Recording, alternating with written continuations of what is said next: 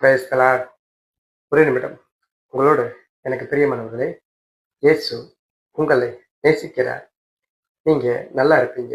ஆமாங்க, நீங்க ரொம்ப நல்லாவே இருப்பீங்க.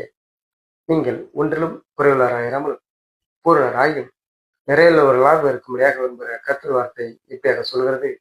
1 பேதுரு 3வது அதிகாரம் 9வது வசனம். தீமைக்கு தீமையையும் உதாசீனத்திற்கு உதாசீனத்தையும் சரி கட்டாமல் நீங்கள் ஆசீர்வாதங்களை சுதந்திரத்தை கொள்ள அழைக்கப்பட்டவர்கள் என்று அறிந்து ஆசீர்வதியுங்கள். ஆமென். ஆமாம், எனக்கு மிக பிரியமானவர்களே, இன்று பெரியவர்களின் ஆசீர்வாதங்கள், பெற்றோர்களின் ஆசீர்வாதங்கள், தேவ மனுஷர்களுடைய ஆசீர்வாதங்கள் நம்மை ஆசீர்வதிக்கிறது. ஆசீர்வாதம் என்பது சாதாரண வார்த்தை அல்ல.